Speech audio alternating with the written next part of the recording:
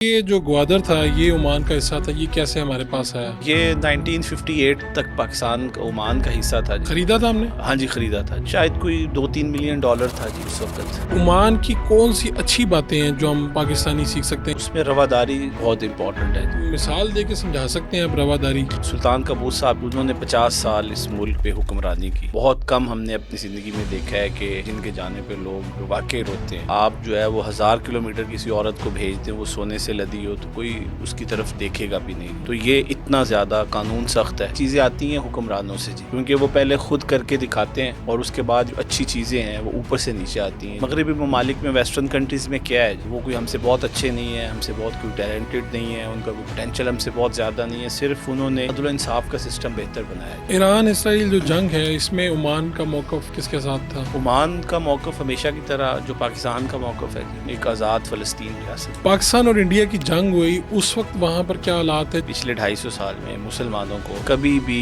اس طرح فتح نہیں ملی، اور یہ پہلا موقع ہے کہ جب امریکی صدر جو ہے وہ اپنے ہر پریس ریلیز میں پاکستان کا ذکر کرتا ہے۔ مفتی اعظم ان کا کیا مقام ہے؟ انڈیا کو انہوں نے کہا کہ ابھی بھی وقت ہے، آپ اس وقت کو یاد کرو جب مسلمان تم پر حکمران تھے، مغل امپائر کی بات کر رہے تھے۔ یہ جو ابراہیمی معاہدہ ہو رہا ہے اس میں عمان کہاں کھڑا ہے؟ اس وقت تک ممکن نہیں ہے جب تک جو فلسطین ہے، جو ایک اصولی موقف ہے ہمیشہ سے پاکستان کا بھی اور عمان کا بھی، اس کو آپ تسلیم نہ کر لیں۔ بسم اللہ الرحمن الرحیم۔ آج ہمارے اسٹوڈیو میں تشریف لائے ہیں امیر حمزہ، آپ عمان سے آئے ہیں اور ہمارے بڑے اچھے دوست ہیں۔ جو مڈل ایسٹ ہے خاص طور پہ اس پہ ان کی بڑی گرپ ہے، جب بھی کوئی ایسا ویسا مسئلہ ہوتا ہے، کوئی جنگ ہوتی ہے، کوئی پرابلم ہوتی ہے تو ہم سمجھنے کے لیے ان سے رابطہ کرتے ہیں۔ امیر حمزہ صاحب آج ہمارے ساتھ موجود ہیں۔ آپ چیئرمین بھی ہیں جو پاکستان عمان سکولز ہیں اس کے بورڈ آف ڈائریکٹرز کے چیئرمین ہیں۔ وہاں پہ جو پاکستانی موجود ہیں اور ان کے علاوہ بھی یعنی 20 نیشنلٹیز ہیں جن کے بچے 7 سکول ہیں اور تقریباً 10,000 بچے وہاں پہ زیر تعلیم ہیں، تو یہ سارا سلسلہ اس کو بھی دیکھتے ہیں۔ اور پاکستانی کمیونٹی ہو یا عمان، تو ہم نے وہاں پر دیکھا ہے کہ جس طرح سے یہ لوگوں سے کنیکٹ ہیں۔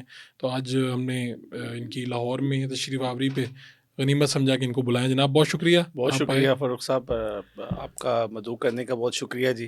تو میں اپنے انٹرو میں تو ویسے یہ کہنا چاہوں گا کہ اگر آپ عمان کو سمجھنا چاہتے ہیں تو یہ پوڈ کاسٹ شاید آج کی نشست جو ہے اس کے لیے کافی ہیلپ فل ہوگی۔ جی جی، پہلے بتائیے کہ یہ عمان، اس کا سفر کیسا ہے، اب یہ کہاں پہ کھڑا ہے؟ مختصر ہم یہ کہتے ہیں جی کہ جو سلطنت عمان ہے یہ پاکستان کا جو 5واں ہمسایہ ہے، میری ٹائم، یہ کراچی سے بہت قریب ہے، اور یہ واحد ملک ہے جس کے ساتھ ہم یہ کلیم کر سکتے ہیں کہ ہمارا خون کا رشتہ بھی ہے، بلڈ بانڈ ریلیشن ہے، کہ جو ہماری بلوچ کمیونٹی ہے وہ بڑی اکثریت سے عمانی نیشنل ہے۔ ٹھیک ہے۔ اور 1958 تک گوادر عمان کا حصہ رہا جی۔ اس کے بعد جو ہے وہ پاکستان نے اس کو خریدا۔ اچھا، یہ گوادر والی میں علیحدہ سے آپ سے سنوں گا یہ جی پوری جی، تفصیل، پہلے آپ ذرا اور عمان کا جو ہے وہ جو عالمی سطح سے اگر آپ عالمی منظر نامے پہ اس کو دیکھیں، ویسے تو تاریخی اعتبار سے 4-5 ہزار سال پرانا ملک ہے، ٹھیک ہے، اور کبھی بھی کسی بھی سلطنت کے یہ متحد نہیں رہا جی۔ سلطنت اموی سلطنت سے لے کے عباسی پھر جو بھی تھے، اور یہ بہت ان کی بہت بڑی امپائر تھی، ٹھیک ہے، اور عمان اس سلطنت میں تھا۔ اس کی اتنی پاور تھی کہ جب نبی صلی اللہ علیہ وسلم نے 3 بڑی سلطنتوں کو خطوط بھیجے تھے ادھر کیسرو کسرا کو، تو اس میں عمان بھی تھا، ٹھیک ہے، کہ اس کی زنجبار تک، افریقہ تک، اور پھر یہ سب کانٹیننٹ تک ان کی سلطنت تھی۔ اور یہ ان کی ایک خاصیت یہ ہے کہ نبی صلی اللہ علیہ وسلم نے ان کو خط بھیجا، حضرت عمر بن عاص لے کر آئے تھے، تو یہ رضاکارانہ طور پر اس خط کے بعد مسلمان ہو گئے تھے۔ تو بڑے امن پسند، محبت والے، رواداری والے لوگ ہیں جی۔ تو ان کی وہ فطرت میں رواداری ہے، وہاں پر مذہبی رواداری ہو، سیاسی رواداری ہو، تو کبھی کسی قسم کا کوئی آپ کو کوئی فساد نہیں ملتا جی۔ اگر آپ سیاسی منظر نامے سے دیکھیں یعنی تو سسٹم کیا ہے، کس طرح سے چلتا ہے یہ؟ سیاسی منظر نامے سے دیکھیں جی تو اس کو مشرق وسطیٰ کا سوئٹزرلینڈ کہا جاتا ہے، کہ اس کی ریزن یہ ہے، ایک تو یہ پرسکون ہے، اس کی جو اسٹریٹجک پوزیشن ہے وہ بڑی امپورٹنٹ ہے، اور ہمیشہ سے جتنے بھی مسائل یا جنگوں کے شکار ممالک ہیں، خواہ وہ امریکہ ہو، ایران ہو، یمن ہو، سعودی عربیہ ہو، پاکستان ہو، انڈیا انڈیا ہو، ٹھیک. تو سب کی جو بیک ڈور ڈپلومیسی ہے، جو مذاکرات ہے، ان کو ہوسٹ کرتا ہے وہ سلطنت عمان ہے جی.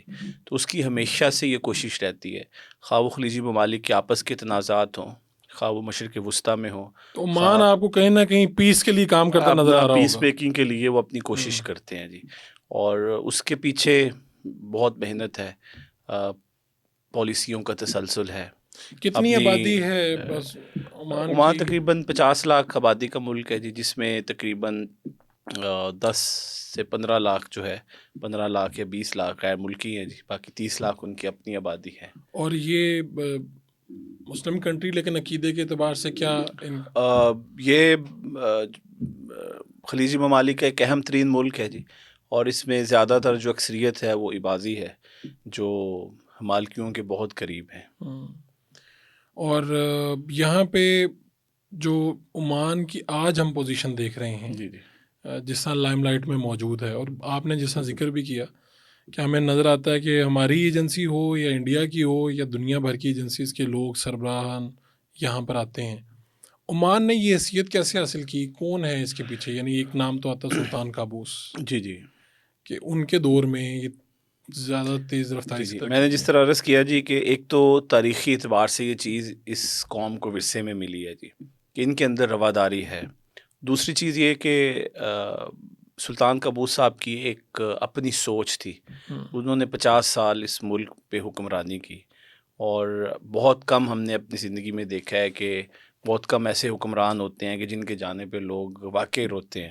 تو میں تو پچھلے 17 سال سے ہوں جی، میں نے تو دیکھا کہ لوگوں کے دلوں میں ان کی بڑی عزت تھی، مقامی بھی اور غیر ملکی لوگ واقعی ان کی جانے پہ غم زدہ تھے. مجھے لوگوں نے جی بتایا کہ پاکستانی بھی زاروں قطار جی روئے. جی، وہ سب لوگ تھے، کیونکہ آپ جس ملک میں رہتے ہیں جی، جب آپ کو بنیادی سہولت ملتی ہے، آپ کی عزت مال اور جان محفوظ ہے، تو پھر آپ کو کسی چیز کا مسئلہ نہیں ہے جی. بے شک آپ کم کھاتے ہیں، زیادہ کھاتے ہیں، بنیادی جو آپ کی عزت مال، جو ایک ریاست کی بنیادی ذمہ داری ہوتی ہے جی، جب وہ آپ نے محفوظ ہے، آپ جو ہے وہ 1000 کلومیٹر کسی عورت کو بھیج دیں، وہ سونے سے لدی ہو، تو کوئی اس کی طرف دیکھے گا بھی نہیں جی. تو یہ اتنا زیادہ قانون سخت ہے. میرے خیال تو 5 سال پہلے 6 سال پہلے جب میں آیا تو آپ لوگوں نے مجھے یہ بات کہی ہے. انہوں نے کہا جی رات کا کچھ 2 بجے تھے تو ہم اس طرح کہیں کھڑے تھے، تو آپ نے کہا کہ یہاں پہ کوئی خاتون جتنا ہی زیور لے کے اس تو کی یہ عزت بھی محفوظ ہے، اس کی دولت بھی محفوظ ہے. تو جب یہ بنیادی سہولت ملتی ہے جی، ایک جو ریاست کی بنیادی ذمہ داری ہے، تو پھر ملک اسی طرح ترقی کرتا ہے. اور پھر حکمرانوں سے محبت بھی لوگوں کی اسی وجہ سے ہوتی بالکل ہے کہ ایسے ہی جانے پہ ہوتا روتے ہیں ہے. جی جی. کہ یار کتنا بڑا تو نقصان ہو گیا. اس پہ بڑی محنت ہے ان کی جی. انہوں نے اپنی قوم کی تربیت کی ہے، ان کو رسم و رواج سکھائے ہیں خود سے، خوشی غمی کے طور طریقے بتائے ہیں، لباس ان کو ایک جیسا بنایا ہے. انہوں لیکن نے مجھے ایک تھوڑا جیسا قوم بنانے میں ان کا بڑا کردار رہا ہے مجھے جی. مڈل ایسٹ میں یہ نہ بہت زیادہ ماڈرن ہے ملک یہ، جی جی اور نہ کوئی ایسا لگتا ہے کہ بیکورڈ ہے. میانہ جی روی جی ہے ان کے بالکل. یہاں. یہ تو عمان جو ہے یہ وہ ایک ہر لحاظ سے متوازن ہے جی. اگر آپ ان کی مذہبی رواداری دیکھیں، اس میں بھی اعتدال ہے. اگر آپ سیاسی طور پہ دیکھیں ان کی خارجہ پالیسی کو، وہ بھی متوازن ہے، مستقل بنیادوں پہ ہے، کوئی چینج نہیں ہوتی رہتی جی. تو ان کی یہ پالیسی ہے جی کہ ہم دوسروں کے معاملات میں دخل اندازی نہ دیں، اور کوئی ہمارے اندرونی معاملات میں دخل اندازی نہ دے جی. تو پارلیمان اور باقی چیزیں کیسے جی چلتی وہ ہیں؟ ان کی شورا بھی ہے، ٹھیک. جو شورا لوگ کیسے سلیکٹ ہوتی پارلیمنٹ ہے؟ جو ہے وہ لوگ اس کو ووٹ دے کے منتخب کرتے ہیں. اچھا. سلطنت ہے، بادشاہ جو ہے وہ ان کا جو ہے وہ سپریم طاقت ہے جو عمان کے لاء کے مطابق. ٹھیک ہے. ان کی شورا بھی ہے، سینٹ بھی ہے. تو ایک بہت اچھا ایک جو ہے وہ اسٹرکچر ہے.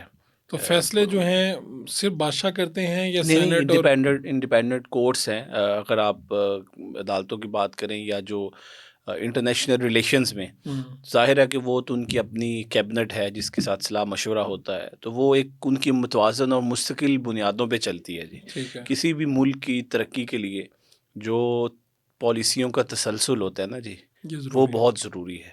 اگر آپ کی پالیسی یا آپ کا کوئی بھی پروجیکٹ آپ دیکھ لیں، یا بڑا کوئی منصوبہ، اگر آپ اس کو تھوڑا سا بھی ہلاتے ہیں، یا گورنمنٹ جس طرح ہمارے ہوتا ہے جی. کہ گورنمنٹ گئی، اس نے اس کو منصوبہ ڈسٹرب ختم. کیا، تو وہ اس کی پوری محنت ضائع جاتی ہے جی. تو جب ایک تسلسل سے فرد واحد جو تھا وہ اپنے لوگوں سے مشورہ کر کے، ان کا مقصد صرف یہ ہے کہ اپنے قوم اور ملک کو بنانا ہے، تو وہ ایک تسلسل سے چلتے ہیں، یہ دیکھیں صحراؤں سے وہ کہاں پہنچ گئے ممالک۔ تو ابھی جب سلطان قابوس صاحب گزر گئے تو ان کے بعد جو بادشاہت آگے جو بادشاہ بنے جو اس وقت موجود ہیں، یہ کیسے طے ہوتا ہے کہ کون ہوگا جی آگے چلے گا، ملک کو لے کے چلے جی گا؟ ابھی موجودہ طور پر سلطان ہیثم ہیں، ان کے جو فرسٹ کزن ہیں، یہ بھی جو ہے بڑے دور اندیش انسان ہیں۔ ابھی ان کے آنے کے بعد پچھلے 3-4 سالوں میں عمان جو ہے وہ اقتصادی طور پر بہت تیزی سے اوپر گیا ہے، اچھا، اس کے قرضے کم ہوئے ہیں، اور یہ سلطان صاحب کی وصیت تھی کہ ان کو بنایا جائے۔ اگر انہوں نے یہ تھا کہ عمان کے قانون کے مطابق ان کی ایک رائل فیملی کی سپریم کمیٹی ہے جو 2-3 دن کے اندر مشورہ کر کے طے کرنا تھا جس نے کہ کس کو سلطان چنا جائے، لیکن انہوں نے کہا جی کہ ہم سلطان قابوس کی جو خدمات تھیں یا ان کی جو محبت میں ہم کسی رپڑ میں نہیں پڑتے جی، ہم سیدھا ان کی وصیت کھولتے ہیں، جو ہوگا اس کو اپنا حکمران اچھا، مان لیں اگر گے۔ یہ وصیت سے پہلے وہ خود مشاورت کرتے جی تو جی وہ کسی پہ بھی اگر میجورٹی آ جاتی تو وہ اب بادشاہ ہاں ہوتے، جی وہ بنتا ہے جی، تو لیکن انہوں ایک نے جو احترام میں ہاں جی احتراماً وصیت کے جو ہے، اوپر عمل کیا۔ احتراماً عمومی طور پہ جو اقتدار کی منتقلی ہے وہ بڑی خطرناک چیز ہوتی ہے، ہاں، اس میں بڑے مسائل لیکن ہوتے ہیں۔ پرامن طریقے سے، یعنی کہ یہ ظاہر کرتا ہے جی کہ عمانی قوم کتنی جو ہے وہ میچور ہے، ان کے اندر کتنا تحمل اور برداشت ہے جی۔ میرے خیال سے یہ ایک دن کی بات نہیں ہے، یہ حکمرانوں سے یہ چیزیں اپنے عوام میں شفٹ ہوتی ہیں جی، تو اس کے پیچھے 50 سال کی محنت ہے۔ کتنی آرمی ہے، پولیس کیا ہے، کس طرح سے سسٹم؟ دیکھیے عمان جو ہے وہ اس کی آرمی ہے جی، کوئی میرا خیال 1.5 لاکھ کے قریب ہوگی غالباً، لیکن ان کا جو پولیس کا نظام ہے وہ بہت زیادہ مربوط قسم کا ہے اور بہت ہی سالڈ ہے۔ ان کے ٹریفک ہو، امیگریشن ہو، ٹیکس ڈپارٹمنٹ ہو، ریزیڈنٹ کا ہو، امیگریشن ہو، جس طرح ہمارے ایف آئی ہے، تو وہ سب چیزیں ان کی پولیس کنٹرول کرتی ہے جی۔ اچھا، یہ چیز ان کی بڑے ایک عمان کے چند جو اداروں میں ایک جس کا سب سے بہترین سٹرکچر ہے، ایڈمنسٹریشن ہے، پولیس، وہ آر او پی کی ہے، رائل عمان پولیس کی۔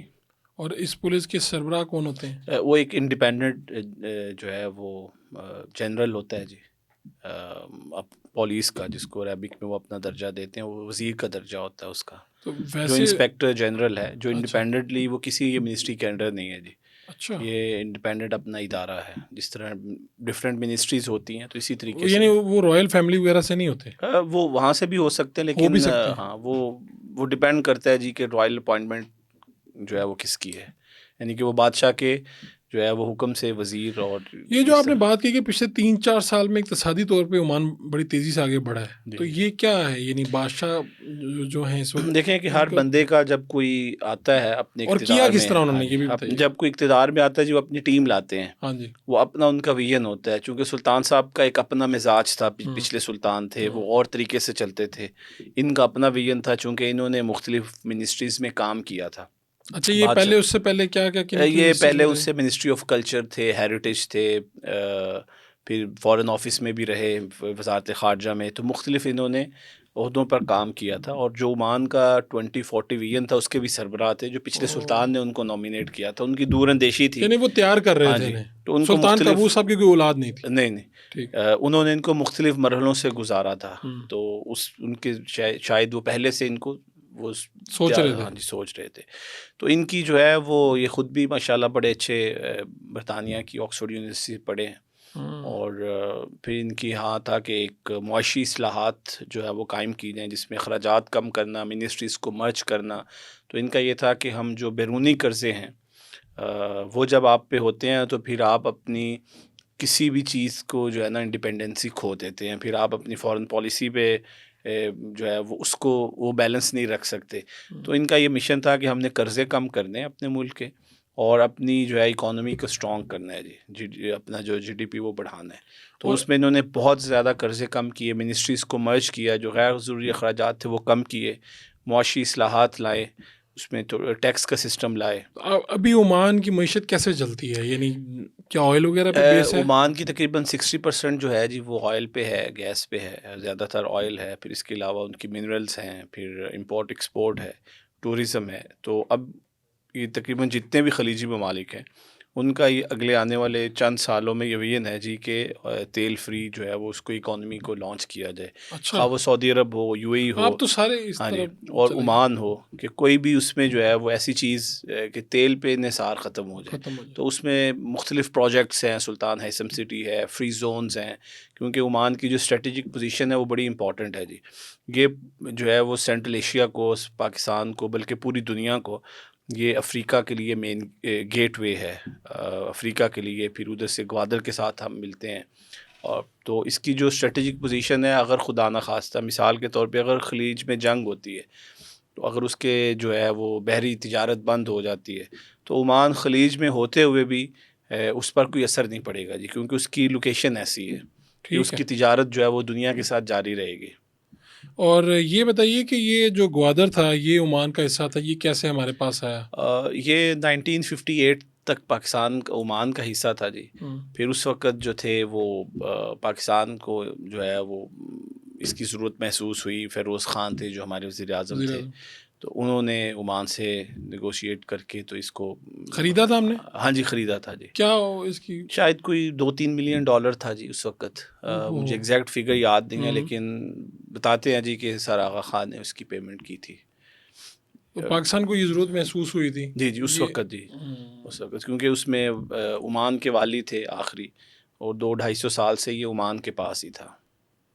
تو عمان کی کون سی اچھی باتیں ہیں جو ہم پاکستانی سیکھ سکتے ہیں؟ یعنی آپ نے اتنے سال، 2 دہائیاں تقریباً ہو چکی ہیں آپ کو وہاں پہ، آپ وہاں پہ سرو بھی کر رہے ہیں، دیکھ بھی رہے ہیں، عمانیوں سے ملتے بھی ہیں. کیا ایسی چیزیں ہیں جو پاکستان کو سیکھنی چاہیے یار، یہ پاکستان میں ہو جائیں تو سسٹم بہتر ہو سکتا ہے؟ اس میں رواداری بہت امپورٹنٹ ہے جی. اچھا رواداری جو، اچھا، اس کی کوئی واقعہ مثال دے کے سمجھا سکتے ہیں آپ رواداری؟ دیکھیں جو کمٹمنٹس ہیں نا جی، مثال کے طور پہ پاکستان کا جو ہے نا وہ جتنا بھی جو ڈپلومیٹک ایریا ہے، وہاں پر گورنمنٹ نے ان کو پلاٹ الاٹ کیے جو اربوں کی مالیت کی ہیں، بالکل سمندر کے کنارے. ٹھیک ہے. تو ایک طرف امریکن ایمبیسی ہے، ساتھ جارڈن کی ہے، پھر انڈیا کی ہے، اور پاکستان کا بہت بڑا پلاٹ ہے جو پچھلے 35-40 سال سے پڑا ہے. تو انہوں نے ابھی تک کنسٹرکشن نہیں کی. ہم نے گورنمنٹ آف عمان نے وہ جگہ دی ہے ہاں جی، کہ آپ اس کے اوپر ایمبیسی بنا لیں. ہاں جی، وہ تو بہت پچھلے 35 سال میں ہم نہیں بنا سکے. ہاں نہیں بنا سکے. وجہ کیا ہے؟ فنڈز چاہیے. فنڈس کا ایشو نہیں ہے جی، کوئی ٹیکنیکل ایشوز ہیں. وہ جو بھی یہاں سے جاتا ہے ان کو ہم بتاتے ہیں کہ پاکستان کی ایک اپنی شناخت ہونی چاہیے، 4 لاکھ پاکستانی ہے. تو لیکن اس کی کیا وجوہات ہیں جی، اس کا تو مجھے آئیڈیا نہیں ہے. تو ابھی ہم رینٹ کی بلڈنگ میں، ہاں جی، رینٹ کی ایمبیسی جو ہے، جی جی رینٹ کی بلڈنگ میں. تو یہ ویسے میں نے 5-7 سال پہلے بھی جب ہم آئے تب بھی یہ ایشو آیا، تو ابھی تک وہ سالو نہیں ہوا جی. تو ایک جو ہے وہ ملک کے سربراہ آئے، ان کے وزیر خارجہ، تو انہوں نے کہا جی سلطان صاحب سے کہ یہ جگہ پڑی ہمیں چاہیے، اس کی ضرورت ہے، ہم نے ایکسپینڈ کرنا ہے جی. تو انہوں نے ان کو، خیر وہ ظاہری طور پہ تو کوئی جواب نہیں دیا، لیکن اپنے وزیر خارجہ سے کہا کہ ہم ایک دفعہ یہ پاکستان کو دے چکے ہیں، تو اب ہم یہ طریقہ نہیں ہے ہمارا کہ ان سے واپس لیں. تو جو ایک دفعہ کمٹمنٹ کر دی ہے ہم اس کو پورا اتریں گے. تو یہ چیز ہوتی ہے کہ جب آپ انٹرنیشنل ایگریمنٹس کرتے ہیں، جو آپ کی بات کا وزن ہوتا ہے، کہ ان کو پتہ ہے کہ آپ بے شک عمان جو ہے وہ مالی طور پہ بہت زیادہ اس طرح ان کا نہیں ہے اقتصادی طور پر جس طرح سعودی عرب اور یو اے کا ہے یا قطر کا ہے، لیکن اس کی ایک اپنی ایک مستقل مزاج، بیلنسڈ فارن پالیسی. تو کہتے ہیں کہ جو یہ بات کرتے ہیں وہ پھر کر کے دکھاتے ہیں، اور پوری دنیا ان پر اعتماد کرتی ہے جی. کوئی بھی ملک ہو، وہ مغربی ممالک ہوں، خلیجی ممالک ہوں، مشرق وسطیٰ سے کچھ ہو، تو یہ میرے خیال سے ان کے اندر بہت رواداری ہے. معاشرہ بڑا پرامن ہے جی. تو میرے خیال سے ہمارے جو ہے نا یہ چیزیں آتی ہیں حکمرانوں سے جی، کیونکہ وہ پہلے خود کر کے دکھاتے ہیں، اور اس کے بعد یہ چیزیں جو اچھائی ہے، جو اچھی چیزیں ہیں، وہ اوپر سے نیچے آتی ہیں. عمومی طور پہ لوگ کہتے ہیں جی جیسے لوگ ویسے حکمران. میرے خیال سے اگر حکمران اچھے ہوں تو وہ اس کا امپیکٹ آہستہ آہستہ نچلے طبقے پہ آتا ہے جی. ٹھیک ہے، انصاف، یہ سب کچھ تو وہاں پر موجود ہے، لیکن جو وہاں کے حکمران ہیں، رائل فیملی، وہ ان کی کیا کوئی ایسی مثال ہے کہ جب انہوں نے کوئی لا توڑا ہو تو ان کو سزا ہوئی ہو؟ ایک واقعہ ذکر کیا جاتا ہے جی، میں نے، میرے ایک دوست تھے منسٹری میں، انہوں نے سنایا تھا کہ سلطان قابوس صاحب جو تھے وہ سلطان تھے، وہ رات کو گاڑی میں نکلتے تھے، ادھر کوئی منسٹرز کے ساتھ یا حکمرانوں کے ساتھ کوئی پروٹوکول نہیں ہوتا جی، پولیس نہیں ہوتی آگے پیچھے، وہ اپنی ایک سرکاری گاڑی پہ جاتے ہیں یہ جی. تب کی بات کر رہے ہیں یا ابھی بھی؟ ابھی تک ایسے ہی ہے جی، وزراء کے پاس پروٹوکول نہیں ہوتا؟ کوئی پروٹوکول نہیں ایک ہوتا، گاڑی سرکاری بس، سرکاری گاڑی دیتے ہیں جی، وہی ہے وہ اور ڈرائیور، بس اس کے علاوہ کسی سلطان کے علاوہ کسی کے ساتھ کوئی پروٹوکول نہیں ہوتا جی. اچھا. اور آپ کو مساجد میں، بازاروں میں شام کو اپنے وہ کام کرتے ہیں، پتہ بھی نہیں چلتا کون گزر رہا ہے کون نہیں گزر رہا جی. تو یہ بالکل اس حد تک ہے، اچھا. امن و امان ہے اس وجہ سے. تو وہ گزرتے تھے اپنا، ایک پیلس سے دوسرے پیلس جاتے تھے، ایک شہر سے دوسرے کنارے پہ، تو وہ اکثر لوگ جو ہے وہ بیٹھ جاتے تھے ان کے محل کے باہر، پیلس کے باہر، کہ جب گزریں گے تو شاید ہمارا کوئی جو ہے وہ مسئلہ حل ہو جائے. تو ایک آدمی تھا جی سائل، اس کی پاس جگہ تھی، وہ منسٹر نے جو ہے وہ اس وقت کے وزیر نے جو ہے قبضہ کر کے وہاں پہ بلڈنگ بنا لے، اور وہ خط لے کے باہر بیٹھ گیا ان کے گھر. تو کبھی کسی دن بادشاہ نکلے سلطان صاحب باہر، تو دیکھا کہ بندہ کھڑا ہے، تو وہ گاڑی کے آگے آ کے اس نے ان کو وہ خط دیا، انہوں نے لے لیا. انہوں نے خط کھول کے دیکھا اور اسی کے اوپر پین سے جو ہے وہ لکھا اور کہا کہ اس کو بند کر لو اور اس کو ٹھیک جو ہے نا وہ 1 سال کے بعد کھولنا.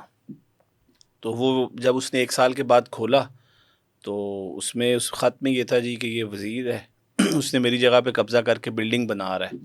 تو یہ تقریباً وہ 60% بلڈنگ بنا چکا ہے.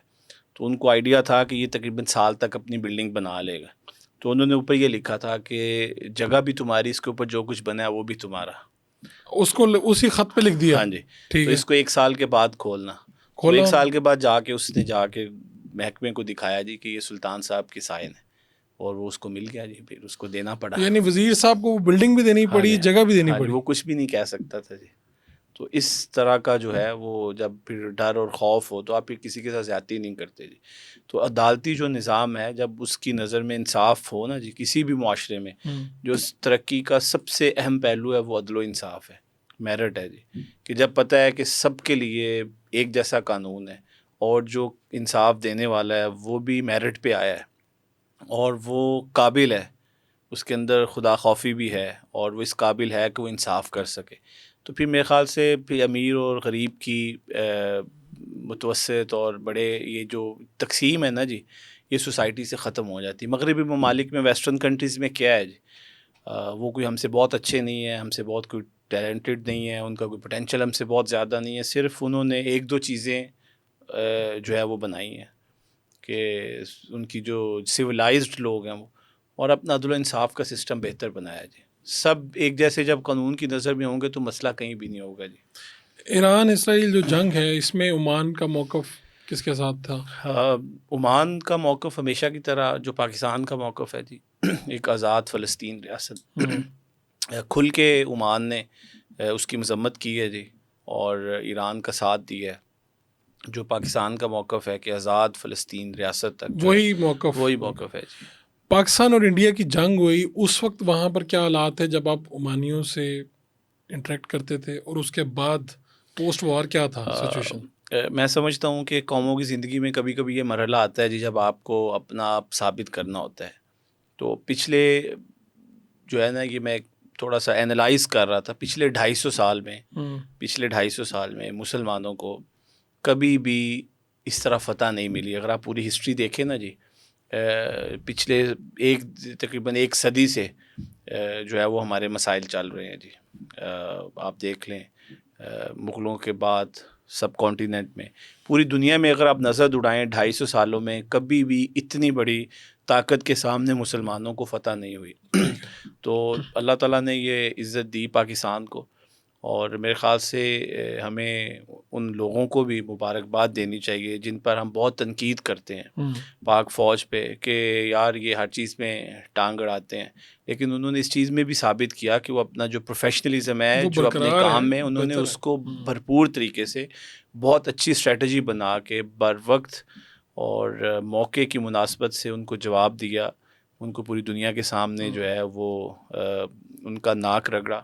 اور اس انسیڈنٹ کے بعد پاکستان کا جو سیاسی قد کاٹ ہے، سفارتی سطح پہ، عالمی سطح پہ، خلیجی ممالک ہوں، مشرق وسطیٰ، پوری دنیا نے اس کو تسلیم کیا. یہ اور کیسے فیل کر رہے ہیں؟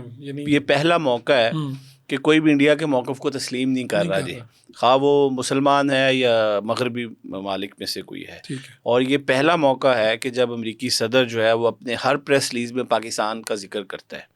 اور آپ نے اس کیسے جو ہے جذبات جو ہے وہ کیسے محسوس کیے؟ دیکھیں جب آپ بیرون ملک ہوتے ہیں جی تو آپ اپنے ملک کے سفیر ہوتے ہیں، آپ کی ایک شناخت ہوتی ہے، آپ کا جو ہے وہ 2 گنا زیادہ پین ہوتا ہے کیونکہ اوورسیز پاکستانی پوری دنیا میں 70-80 لاکھ ہیں جی، وہ 14-15 ارب ڈالر بھیجتے ہیں، ان کی ایک اہم رول ہے پاکستان کی معیشت میں.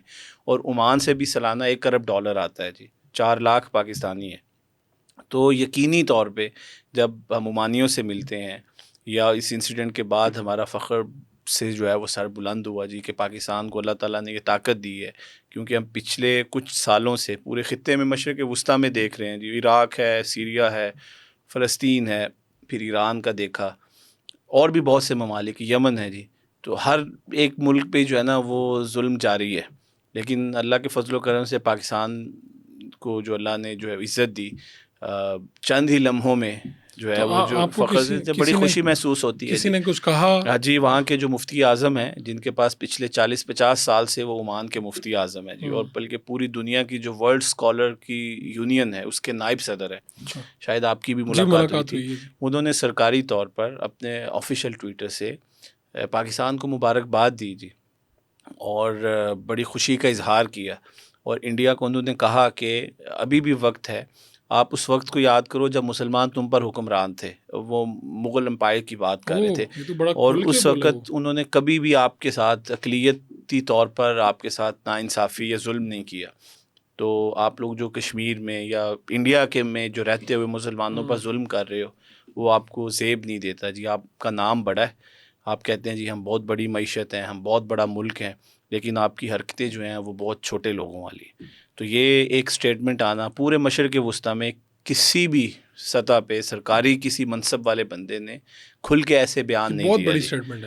اور پھر وہاں ان کے ایک بہت بڑے خاندان ہے، وہ سینیٹر ہیں، بہت بڑی بزنس مین ہیں، وہ شاعر ہیں عمان کے سب سے بڑے. انہوں نے پھر پاک فوج کے حق میں ایک بہت پاکستان کے لیے قصیدہ لکھا عربی میں، جس کو پھر ہم نے ترجمہ کیا. پھر انہوں نے وہاں پہ جو ہمارے سفیر ہیں نوید صفدر بخاری صاحب، ان کو اپنے گھر عشائیے پہ بلا کے وہ پیش کیا جی. کیا بات ہے. تو یہ ان کی خوشی کا اظہار تھا کہ وہ بڑے خوش تھے، خوش ہوئے کہ یار بہت زیادہ پاکستان نے خوش یہ تھے جنگ جیتی ہے. جی جی بہت زیادہ خوش تھے الحمدللہ. مفتی اعظم جن سے ہماری ملاقات بھی ہوئی، بڑا ہمارے لیے تو اعزاز کی بات تھی، انہوں نے ہماری ضیافت بھی کی، بڑی زبردست ضیافت تھی ماشاء اللہ. ان کا کیا مقام ہے، کیا کس طرح سے چیزیں چلتی ہیں؟ آپ نے اس وقت بتایا تھا کہ ایک مسئلہ بتایا کہ آپ نے خواتین نے کچھ شکایت کی کہ جی مرد حضرات لیٹ آتے ہیں. جی تو اس پہ کچھ چیزیں چینج ہوئی تھی اگر میں غلط نہیں تو. مجھے وہ بات پوری یاد نہیں ہے جی، کہ اس لیکن کو اس طرح سے کہا کہ جی شاید یہ جو کیفیز وغیرہ کا جو کلچر ہے لیٹ نائٹ، اس کے اوپر شاید انہوں نے کہا کہ بھائی جلدی جایا کریں، کوئی تاکید کی اس طرح کی بات تھی. عمان میں نا جی جس طرح میں نے آپ کو بتایا ہے کہ سیاسی طور پر اس میں رواداری ہے، استحکام ہے، ویسے مذہبی طور پر بھی بہت رواداری ہے.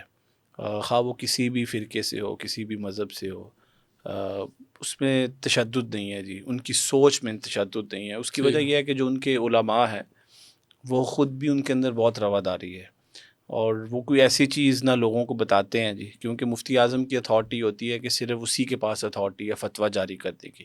یہ نہیں ہے جی کہ ہر فرقے کا، ہر مذہب کا ایک اپنا مفتی ہے، یا ایک دوسرے کو وہ برداشت کرتے ہیں جی. ایک دوسرے کی اصل میں جب آپ ایک دوسرے کی رائے کو سن کے ان کو احترام کریں نا جی، لازمی نہیں ہے کہ آپ جو میں ہوں آپ وہ بن جائیں. جو میری رائے ہے آپ اسے سنیں، میں آپ کی رائے کو سنوں، میں آپ کی رائے کا احترام کروں، آپ میری رائے کا کریں. تو ہم اپنی چیزیں ایک دوسرے کے اوپر مسلط نہ کریں جی، نہ ایک دوسرے کو جو ہے وہ ہم اپنی توانائی اس چیز پہ صرف کریں کہ میں سچا ہوں وہ جھوٹا ہے، یعنی کہ یہ چیزیں نہیں ہیں جی. تو مفتی اعظم جو ہیں وہ جب کوئی بات کہتے ہیں یا فتویٰ ہوتا ہے تو پھر بادشاہ اور باقی لوگ کس طرح سے ان چیزوں ان کی جو مذہبی معاملات میں جو ان کی اتھارٹی ہے وہ اس کو یوٹیلائز کرتے ہیں جی. ان کے اوپر کوئی بھی بات نہیں کر سکتا جی.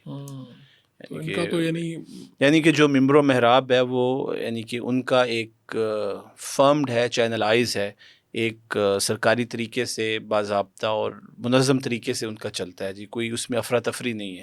تو آپ نے کہا 4 لاکھ پاکستانی، تو ہندوستانی تو زیادہ ہوں گے. ہاں جی تقریباً 6-7 لاکھ ہیں جی انڈینس. ٹھیک ہے، لیکن وہاں پر پاکستانی اور ہندوستانی بھائی بھائی بن کے رہتے ہیں؟ میرے خیال سے جب ایسا کبھی کوئی مسئلہ ہوا نہیں جی، کیونکہ ہر کوئی جو ہے وہ لا اینڈ آرڈر کی صورتحال ہے، کوئی ان معاملات میں پڑتا نہیں ہے جی، کیونکہ سب لوگ اپنا رزق مانے جاتے ہیں. تو تو زیادہ لوگ جو 4 لاکھ پاکستانی اس میں لیبر ہیں زیادہ؟ اس میں بلو کالر ہوتی ہے جی، بلو ٹھیک ہے، کالر ہے 80%، باقی جو ہے وہ ہمارے پروفیشنلز ہیں، تو کیسے ڈاکٹرز ہیں، باقی انجینئرز جو ہیں. خلیجی ممالک ہیں ان سے کیسے بہتر ہے؟ یہاں پر کیا کام ہے، کیسی چیزیں مل جاتی ہیں؟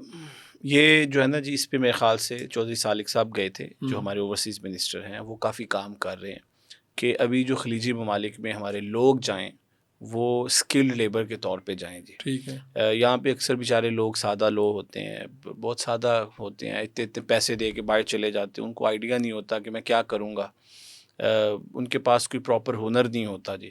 تو میرے خیال سے یہ گورنمنٹ کا کام ہے کہ تو جو آپ یہاں سے جائے وہ اس کو اس قابل بنا کے بھیجے کہ ان کو کچھ نہ کچھ ایسا ہنر ہو، ان کے پاس کوئی سرٹیفکیٹ ہو تو وہاں پہ تاکہ کس چیز کا اسکوپ ہے؟ یعنی آپ کہہ رہے ہیں کہ اسکل لے کے جائیں جی کوئی آپ بھی؟ دیکھیں، آپ کوئی بھی اسکل لیبر ہے نا جی، فار ہوں، ایگزامپل اگر ہاسپٹیلٹی میں دیکھ لیں، جو ٹھیک ہے، ہوٹل انڈسٹری ہے، اگر آپ اپنے لوگوں کو اس میں ٹرین کر دیں کہ ہوٹلز میں جو 5 اسٹار ہوٹلز ہیں، آپ نے دیکھا ہوگا کہ فلپین کے لوگ زیادہ ہیں کیونکہ ان کی وہ گرومنگ کرتے ہیں ویسے ہی. گرومنگ کرتے ہیں، ٹھیک، اگر آپ کا کوئی مکینک ہے یا الیکٹریشین ہے، اگر آپ اس کو پراپر ٹرین کر کے بھیجیں، اس کے پاس سرٹیفکیٹ ہو، تو اس کا بھی اسکوپ ہے جی. تو آپ کسی بھی فیلڈ کو لے لیں جو ٹیکنیکل فیلڈ ہے، جس میں آپ کے جتنے بھی افرادی قوت کے جتنے بھی کام آتے ہیں، کہ جس میں جو ہے وہ کوئی ڈرائیور ہے، کوئی ہوٹل میں کام کرتا ہے ملٹی نیشنل کمپنی میں، تو اس کو اگر وہ اسکل سکھا کے بھیجے گی گورنمنٹ تو وہ زیادہ بہتر، جیسے دوسرے ممالک میں ہوتا ہے جی. تو پاکستان کے کچھ لوگوں کو نیشنلٹی بھی ملی، یہ جی کیسے جی ہوگا؟ عمان کی عمان میں نیشنلٹی، بہت سارے پاکستانیوں کو نیشنلٹی ملی ہے جی، کیونکہ ایک تو وہ بلوچ پرسپیکٹیو ہے جی، بڑے بلوچ صدیوں سے ادھر رہتے ہیں، ٹھیک ہے، اور جو پاکستانی ہمارے کچھ پرانے بزنس مین ہیں ہوں، ان کو بھی ملی ہے جی. تو عمان اس میں کافی فلیکسیبل ہے، اور ویسے بھی عمان اب ایکسپینڈ ہو رہا ہے، بہت بڑا ایک ان کا سلطان حیثم سٹی آ رہا ہے، جس میں اسکولز ہیں، ہاسپٹلز ہیں، روڈز ہیں، مختلف ادارے ہیں، ان کے فری زونز ہیں. نہیں یہ جو آپ نے بتایا بزنس مین پاکستانی جن کو ملی، ایک تو یہ جو صدیوں سے رہ رہے ہیں، نہیں نہیں، ان کو جن کس کو بیس بنیاد پہ؟ 30 40 سال سے جن کا بزنس اچھا ہے، اچھا، کلین ہے، ان کا کوئی کریمنل ریکارڈ نہیں شہرت ہے. اچھی ہے تو ہاں پھر جی، یہ عمان خود آفر کرتا ہے کہ آپ نہیں انہوں نے اپلائی کیا، ان کو مل گئی جی، یعنی کہ فلیکسیبل ہے عمان اس حوالے سے. کہ عمان باقی کے اندر ڈائیورسٹی ہے جی، عمان میں ہندو فیملیز بھی ہیں جو 200 300 سال سے رہتی ہیں، ان کے پاس بھی عمانی نیشنلٹی ہے. پاکستانی بلوچ بھی ہیں. اوسن جو ان کی ایوریج انکم ہے عام آدمی کی، یا عمانی کس طرح سے کیا ہے، حکومت وظیفے وغیرہ دیتی ہے یہ جی چیزیں؟ بالکل، اس میں جو بنیادی سہولت ہے ہوں، جیسے تعلیم ہے، صحت ہے، پھر آپ کو گھر بنانے کے لیے جگہ ہے، یہ بنیادی جتنی بھی چیزیں ہیں، شادی کے لیے قرضہ ہے، گورنمنٹ اس میں خیال رکھتی ہے جی، اچھا. اپنے لوگوں کا گورنمنٹ پرووائڈ اور کرتی ہے. ویسے اگر کوئی بے روزگار ہے تو اس کو بھی وظائف وغیرہ ملتے ہیں؟ اگر کوئی بے روزگار کے لیے اب انہوں نے بہت سی اپرچونیٹیز پیدا کر دی ہیں جی، اچھا، لیکن اگر کوئی جو ہے وہ کم بڑا ہے، بزرگ ہے، تو اس کو گورنمنٹ دیتی، لیکن یہ کہ اسکول کالج یونیورسٹی تک وہ اسکالرشپ دیتے ہیں، ٹھیک. آگے پھر آپ کے لیے بہت ساری اپرچونیٹیز اور ہوتی ہیں جی. شادی کا کلچر کیا ہے عمانیوں میں؟ عمان کا جو ہے نا جی کلچر خوشی اور غمی کا بہت سادہ ہے جی. ہوں، میرے خیال سے یہ جو ہمارے مڈل کلاس طبقہ جو ہے یہاں پہ، وہ شادی بیاہ پہ اور خوشی غمی کے رسم و رواج پہ ہم بہت زیادہ تکلفات میں پڑھ کے اپنے اوپر بہت بوجھ بناتے ہوں. ہیں. بہت سادہ کلچر ہے جی، کہ بہت سادگی سے نکاح ہے، کوئی جہیز نہیں ہے، کوئی باراتیں نہیں ہیں، کوئی کتنے دن لمبا چڑھا. چلتے ہیں ایونٹس وغیرہ یہ؟ ایک دن چلتا ہے جی، ایک دن میں ایک دن سب میں ختم؟ مسجد میں نکاح ہوتا ہے، جو ادھر ہی ٹھیک. کھانا کھلا دیتے ہیں، اور جب اس کا دل چاہے وہ رخصتی کر لیں جی. تو کوئی بارات کا کوئی وہ بوجھ نہیں جہیز تو کوئی ایسی چیز نہیں ایک ہے عام جی. تاثر تو یہ ہے کہ جس طرح جی جو لڑکیاں ہیں وہ اچھا یا جہیز ان کا زیادہ جاتا ہے، یا لڑکا کوئی تیاری کرتا ہے اس طرح نہیں، سے اس کو وہ مالدار لڑکا ہونا جو ہے چاہیے؟ وہ حق مہر جو شرعی طور پہ ہے، وہ ہوں، لڑکا حق مہر دیتا ہے جی. وہ جتنا بھی اس پہ طے ہو جائے اسی میں سے وہ اپنا سونا، اپنے کپڑے خریدتی ہے، زیورات خریدتی ہے. لیکن جس طرح ہمارے ہاں وہ کئی دن شادیاں چلتی ہیں، بارات ہے، ایسا جہیز نہیں ہے، ہے. وہ لڑکی والوں پہ کوئی بوجھ نہیں ہوتا جی. اگر کسی کی 5 بیٹیاں ہیں، 6 بیٹیاں ہیں، تو اس کو کوئی مسئلہ نہیں ہے جی، کیونکہ اس کا کوئی اس پہ بوجھ نہیں ہے. تو وزٹ کرنے کے لیے، ٹورزم کے لیے مجھے تو 3 4 مرتبہ جانے کا موقع ملا، جانا چاہیے عمان؟ جی بالکل، عمان بڑی سیاحت کے اعتبار سے بڑا خوبصورت ملک ہے. لیکن پاکستانیوں کو تو ویزے نہیں صاف مل رہے. ستھرے بیچز ہیں. پھر خاص طور پہ ونٹر میں عمان کا موسم بڑا خوبصورت ہوتا ہے. صحرا ہے، سمندر ہے، اور وہ دنیا جو کا سب علاقہ سے جو ہے نا وہ آپ سمجھ لیں صفائی کے اعتبار سے پہلے دوسرے نمبر پہ آتا ہے جی مسقط. تو بہت خوبصورت ہے اس میں کوئی امن و شک امان نہیں. کے لحاظ سے بھی. ویزوں ایون کی آپ نے سلالہ. جی سلالہ آج کل خریف کا موسم ہے جی، جیسے ہمارے ناردرن ایریاز ہے، پورے گلف سے لوگ آتے ہیں، بڑا خوبصورت بہت ہے. خوبصورت. باقی آپ نے ویزوں کی بات کی جی، سیاحت کے لیے کہ کیسے جائیں، ویزے بند ہے. ہمارے جو امبیسڈر ہیں نوید صفدر بخاری، وہ ان کو 6 مہینے ہو گئے ہیں جی ابھی آئے ہوئے. تو اس پہ کافی وہ کام کر رہے ہیں. یہ بھی کچھ مسائل تھے ہمارے اپنے لوگوں کے پیدا کردہ، جن کی وجہ سے یہ ویزا ٹیمپریری بند ہوئے ہیں. ابھی محسن نقوی صاحب بھی گئے تھے جی، انہوں نے وہی بات کی ہے. وہ بھی ویسے ان کو بھی اپریشیٹ کرنا چاہیے کہ اوورسیز پاکستانیوں کے مسائل کے لیے چودھری سالک اور محسن نقوی بہت زیادہ محنت کر رہے ہیں. ہم نے ان کو بڑا دیکھا ہے قریب سے. آپ نے ایک مشہور وہ انسیڈنٹ بھی دیکھا ہوگا جو سعودی عرب میں ایک فیملی پھنس گئی تھی، ہاں جی. جن کو منشیات دے کے عمرے کے نام پہ بھیجا تھا، تو وہ خود جا کے انہوں نے ان سے بات کر کے ان کو چھڑوایا. اسی طرح سری لنکا میں بھی کیا. تو ویزے بند ہوئے تو ان کو پتہ چلا، تو یہ آئے تھے 2 مہینے پہلے. تو امید ہے کہ انشاءاللہ کھل یہ جائیں گے. کھل جائیں گے. جو امبیسڈر ہیں وہ بھی کوشش کرتے ہیں ہر فورم پہ اس چیز کو، بخاری صاحب اٹھاتے ہیں کہ پاکستانیوں کے اپنے ویزے بند کیے. تو یہ انشاءاللہ ٹیمپریری ہے. امید ہے کہ اگلے 2-4 مہینوں میں یہ چیز بھی ختم ہو جائے گی. یہ جو پاکستان سکولز عمان ہیں، یہ کتنے سکول بتایا آپ نے؟ 7؟ پورے عمان میں 7 سکول ہیں جی. اچھا، ان کی بنیاد کیسے رکھی گئی؟ چلتے کیسے ہیں؟ کتنے بچے پڑھتے ہیں؟ اس کی بنیاد ضیاء الحق صاحب نے رکھی تھی جی. اور اب ان کی اس سال جو ہے ہم گولڈن جوبلی منا رہے ہیں. تو عمان کے 7 مختلف بڑے شہروں میں یہ سکولز ہیں، جہاں پر 80% جو ہے پاکستانی اوورسیز کے بچے پڑھتے ہیں جی. اور 20% جو ہے وہ 20 نیشنلٹیز کے بچے ہیں. جو کون کون سے؟ اس میں ایجپٹ ہے، سوڈان ہے، ایران ہے، ملیشیا ہے، یعنی کہ بہت سے ممالک کے آپ کا بچے ہیں جی. سسٹم اچھا ہے تو جی وہ جی انٹرنیشنل ادھر آتے ہیں. اسٹریم ہے ہمارے پاس، کیمبرج ہے، فیڈرل بورڈ ہے، اور 450 کے قریب تقریباً پاکستانی سٹاف ہے، ٹیچرز ہیں جو 7 اسکولوں میں کام کرتے ہیں. تو اس سال ہم اس کے 50 سالہ بنا رہے ہیں جی. تو بہت اس بڑا کے سسٹم ہے پاکستان اخراجات کی. کیسے اس کے؟ یہ ایک نان پروفیٹیبل آرگنائزیشن ہے جی. عمان گورنمنٹ اس کو سپروائز کرتی ہے، لیکن اس کو انڈیپینڈنٹ پیرنٹل بورڈ اس کو رن کرتا ہے جی.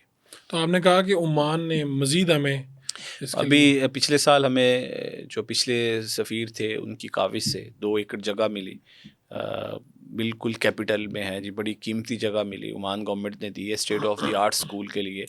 ہمارے اوورسیز منسٹر سالک صاحب گئے تھے اس کے سنگ بنیاد کے لیے.